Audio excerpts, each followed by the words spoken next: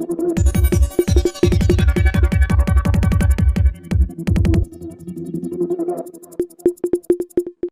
पाहत आहात स्टार लक्ष मराठी न्यूज.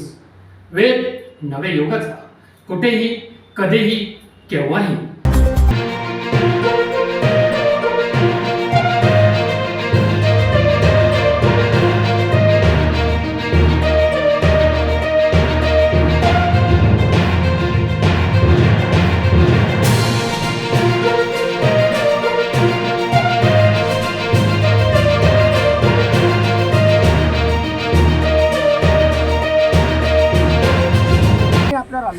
मी त्यांना ओळखत नाही. त्यांनी त्या गाडीतून हातात काहीतरी त्यांनी डायरेक्ट एक घाव मारला, शर्ट फाटला, दुसरा घाव मारला, तिथं लागलं. पण सगळे पडले, माझ्या अंगावर पडले. मला माझी कोणाशी वैयक्तिक दुश्मनी नाहीये, पण ते येऊन डायरेक्ट माझ्यावर काबर चालू झाले मला ते समजत साहेब. आमचा हत्यारचा विषय देत नाही. आणि तो ओरडायचा, गाडीतून बंदूक काढ रे, गाडीतून बंदूक काढ रे, भद्रकालीचे लोक बोला. घटनेत गोळीबार झालेला आहे. गोळीबार बंदूक काढायचं साहेब होता, पण भाऊन सगळे मित्रपरांनी मला वाचवलं. आणि ओरडायचे, भद्रकालीतून बुलाव रे भद्रकालीतून. जमावाने हल्ला केला. जवळपास 50-60 लोक होते ते. कुठल्या ठिकाणी झाला? सावतानगरला. कशामुळे झालं काय काही समजतच नाही. आम्ही चाललो होतो, आम्ही थांबलो. नाही ते प्रचंड ते डायरेक्ट आले, चालू झाले. ते डायरेक्ट येऊन चालू झाले. नाशिक पोलिसांनी कालच 349 गुन्हेगार NDTV मराठी नाशिक.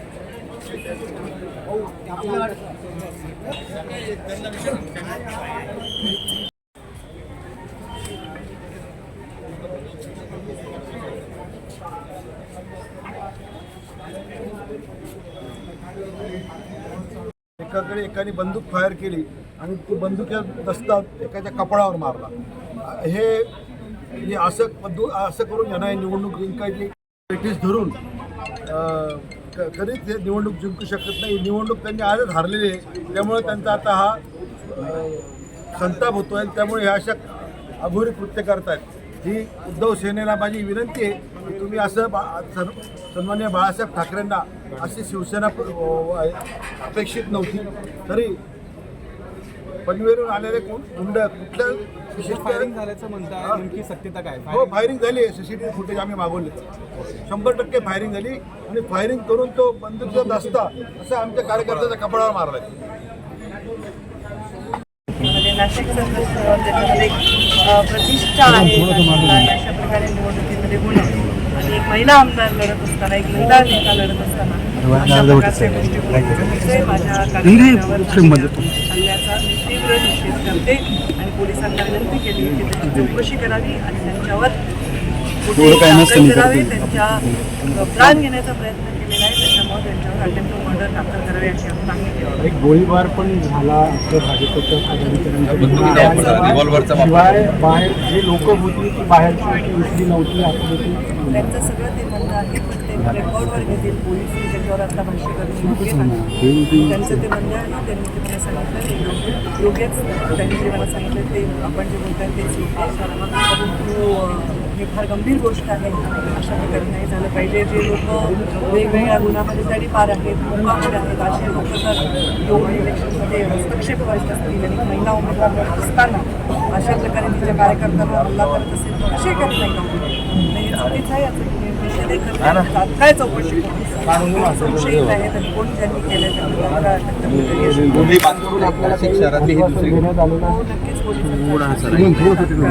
नाशिक शहरातही दुसरी घटना आहे सेम या स्लीप वाटण्याच्या बाजूला. एकूण स्लीप वाटले जाते, पैसे वाटण्याचे जे प्रकार होत आहेत त्यावर अंकुश ठेवलं जात नाही नाही. मला असं नाही, निवडणुकीमध्ये अशा घटना घडत असतात आणि त्या अत्यंत चुकीच्या आहेत की अशा प्रकारचे एकदम मसल आणि मनी पॉवरचे जेव्हा लोक निवडणूक होणार आहे आणि ते अत्यंत चुकीचं आहे. आता एक चांगल्या मेरिटचं व्यक्ती, चांगलं काम करणारं व्यक्ती जर काम करत असेल तर अशा पद्धतीने मसाल्यांमध्ये पावर पण राजकारणामध्ये परत ॲक्टिवेट झालं तर या महाराष्ट्राला चांगलं चित्र आहे.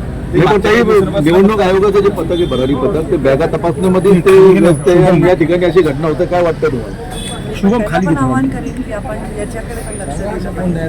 कारण शेवटी आमच्या हेलिकॉप्टरमध्ये बॅगा तपासल्या ठीक आहे, ते त्यांचं कर्तव्य आणि ते योग्यच आहे, आम्ही त्याला सहकार्यच करतोय. पण कोणी स्वतः जाहीर सभेला आचारसंहितेमध्ये जात असताना ॲक्च्युअली कोणी असं काही बॅग करून पैसे घेऊन जातं असं होत नाही. त्यामुळे तिथे खरंच त्याच्यामुळे लक्ष दुसरीकडे जाऊ नये. नक्कीच तेही तपासलंच पाहिजे. जास्त यंत्रणा घेऊन अशा गोष्टीवर नक्कीच हे करायला पाहिजे. मागच्या काही दिवसांपासून ते नाशिक महाराष्ट्रातलं वेगळं नाशिकमध्ये होते सगळं गृहमंत्र्याचं आणि आता आमच्या पक्षाच्या कार्यकर्त्यावर हल्ला झालाय, त्यांच्या महाविकास आघाडीच्या लोकांनी केलाय. त्याच्यामध्ये आता आचारसंहिता चालू आहे. गृहमंत्र्याचं फेब्रुवारी नक्कीच आहे. नक्की याच्यावर न्याय मिळेल. सध्याचं बघितले मराठा वर्सेस असा वाद आता विधानसभा निवडणुकीमध्ये नाशिकमध्ये पूर्व मतदारसंघात असेल वेगवेगळ्या काही ठिकाणी बंजारी मराठा असा वाद होता. तर असं वाटतं जातीचं फॅक्टर का मोठ्या प्रमाणात आहे? काय आव्हान? मला वाटतं आमचा जे निवडणूक आहे विकासावर आम्ही नेतो. विकासावर निवडणूक लढणं हेच योग्य, हेच आमचे संस्कार. थँक्यू.